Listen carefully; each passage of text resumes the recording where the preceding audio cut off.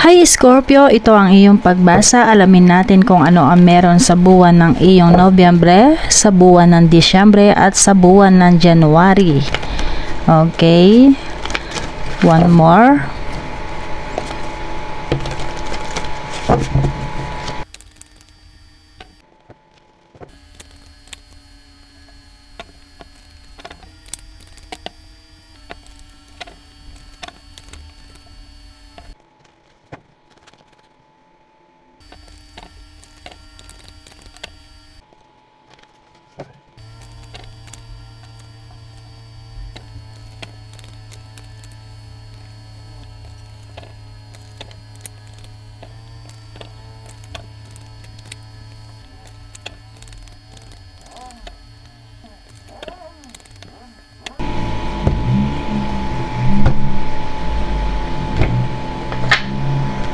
Okay, Scorpio, ito ang iyong 3 months general reading.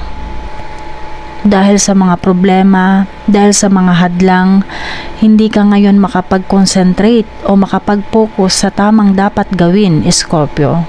Nakakaramdam ka o maaaring makaramdam ka ng mga panghihina dito, yung parang feeling mong wala kang ka-power. Kailangan mo ay determinasyon upang makita mo ang tamang direksyon. Don't be passenger in your own life. Kailangan mong bumawi, kailangan mong ibalik yung dating ikaw. Malakas ang loob, may determinasyon para maitama mo ang mga maling direksyon na nakikita sa iyong kasalukuyan na sitwasyon. At huwag mong kalilimutan, Scorpio, samahan mo ng pananalig. Nakikita pa rin dito yung mga galit mong nararamdaman, yung mga galit mo sa nakaraan. May mga pangyayari sa iyong buhay na hindi mo akalain na mangyayari sa iyo o hindi mo akalain na nangyayari sa iyo. Dahilan din yan yung mga kabiguan mong naranasan sa buhay, Scorpio.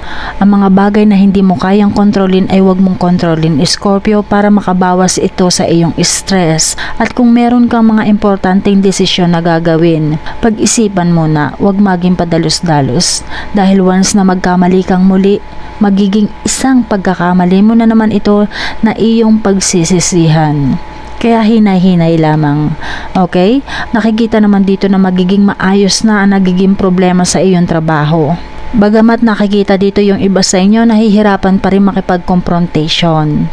Maring yung iba sa inyo natatakot pa rin na ipakita ang iyong nararamdaman, ang iyong mga opinion. At kung merong mga competition na mangyayari, nakikita dito na maring magkaroon naman ng kooperasyon, control at makakapag-focus kayo na iisa ang inyong layunin.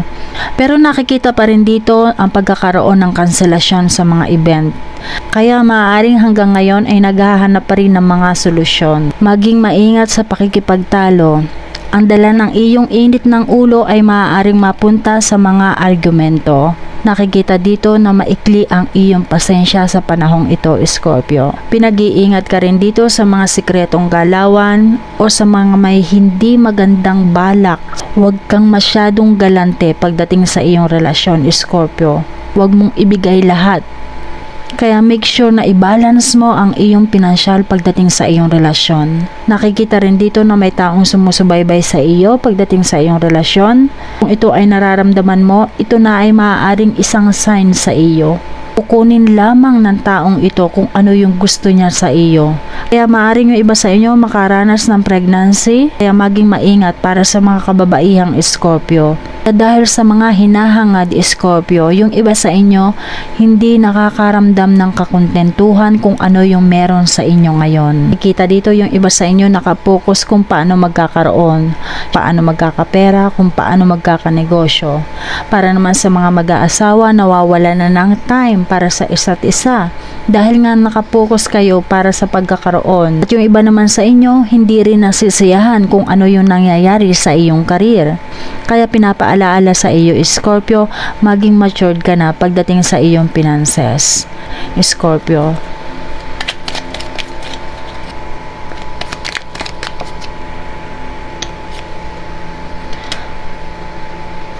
Two of Wands. Dahil sa iyong mga paghahangad, nakikita dito na maaaring ikaw ay nahihirapan magdesisyon. Meron kang dalawang available na pinagpipilian na siyang nagiging dahilan kung bakit ka nahihirapan magdesisyon. Maganda ang 2 of Wands pagdating sa finances. Ito ay stability. Kaya lamang kapag ito ay lumabas sa iyong pagbasa, kailangan mo ng balanse pagdating sa iyong financial. Yung iba sa inyo maaaring may dalawang pinagpipilian about sa iyong job o sa iyong career path. Kaya maging matalino sa mga pipiliin o sa mga desisyon mong gagawin, okay? Sa pagpasok ng Disyembre, nandito ang Ace of Swords at ang 2 of Swords na reverse. Nakikita dito yung mga bagong ideas, victory, success. Kailangan mo lamang dito maging matalino. Massive clarity is on the way, Scorpio. Kakatok sa iyong pintuan ang mga bagong ideas, Scorpio. Bubukas muli ang mga magagandang opportunity para sa iyo. Maaaring magkaroon ng mga pagbabago sa iyong buhay. Magkakaroon ng kasagutan ang matagal mo nang hinihintay. Muli magkakaroon ka ng new beginnings, new project, justice, making the correct decision. Mararamdaman mo ang iyong konsentrasyon, ang iyong pakikipag-communicate, kaya makakapagplano ka ng maayos. Yun nga lamang, medyo pinag-iingat ka dahil sa panahong ito, medyo matalas ang iyong dila. Kung may hinihintay kang balita about sa iyong pagta-travel, huwag kang mag-alala dahil naandito na ang 8 of Wands. Ito ay good news. Napakabilis ng pangyayaring ito, kaya ngayon pa lamang ay mag-ready ka na, Scorpio. Matutupad na ang iyong pinapangarap dahil nakikita dito ang malaking pagbabago. Iba sa inyo, bigo man sa pag-ibig pagdating ng Disyembre, na ipagpatuloy mo lamang kung ano yung tama mong ginagawa. Ang importante, alam mo na wala kang tinatapakan tao, hindi maiiwasan, dadami at dumarami ang mga haters mo pagdating sa iyong relasyon, Scorpio. Yung iba sa inyo, unti-unti nang nakaka-recover, unti-unti nang makaka-move on sa mga kabiguan pagdating sa relasyon. Kahit nakikita pa rin dito yung iba, sumisigaw ng second chance para mabago. Marami kang pagsisisi, marami kang mga panghihinayang na sana hindi mo ginawa pagdating sa iyong relasyon. Ang pagsisisi lagi ay nasa huli, alam natin yan. Ganun pa man, protektahan mo ang iyong sarili sa mga hindi magagandang intention sa iyo, lalong-lalo na pagdating sa iyong relasyon. Maging maingat ka na lamang kung sino ang iyong pagkakatiwalaan sa iyong relasyon sa mga kaibigan, sa iyong pamilya, sa iyong person. Magkaroon ka lamang dito ng backbone. Huwag mong hayaan na ang ibang tao ang siya magdedesisyon para sa iyo. Sa iyong pagpapahalaga sa iyong kakayahan, sa iyong sarili, nandito ang korona ng tagumpay, Scorpio. Ibig sabihin lamang yan, tama yung mga desisyon mong gagawin dito. Okay, wag mo yung kalilimutan at mapunta naman tayo sa buwan ng January. Nandito ang temperance. Kahit sa anumang bagay, kailangan mo dito ng balanse, patience, moderation. Kaya matuto ka magkaroon ng boundaries. Wag mong pababayaan na hilahin ka ng mga taong hindi maganda ang intensyon sa iyo.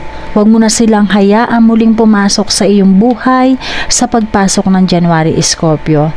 Dahil dyan magkakaroon ka ng katahimikan. Pagpasok ng bagong taon, kailangan magkaroon ka ng priorities. Iset mo ang iyong goals, Scorpio. Nandito ang 10 of Wands na reverse. Kung ito ay hindi reverse, ibig sabihin nito ay problema, mga pasanin, responsibilidad, stress mong daladala kahit saan ka magpunta.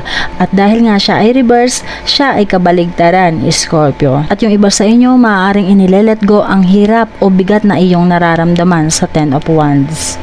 Nakikita lamang dito, Scorpio, yung iba sa inyo, kahit hirap na, hirap din humingi ng tulong. Maaaring dahil yan sa iyong pride, Scorpio. Nakikita rin dito yung pagiging martir. Kung marami kang responsibilidad, Scorpio, matuto kang humingi ng tulong kung ikaw ay nahihirapan na. Meron ka namang karapatan na humindi. Huwag mong pamihasahin ng ibang tao na ibigay sa iyo lahat ang responsibilidad, lalo-lalo na pagdating sa trabaho. Tandaan mo, Scorpio, kung ano yung pinirmahan mong trabaho, yun lamang ang gagawin mo. Una pa lang, huwag mong pamihasahin, huwag mong pagbigyan dahil madali kang maabuso. Learning to say no. Dito ang 7 of Cups. Ang dami mo na namang mga choices, kaya nahihirapan ka na namang mamili. Maaaring merong desisyon na gagawin pagdating sa January about sa iyong relasyon. Maaaring mahirapan ka na naman sa iyong mga choices.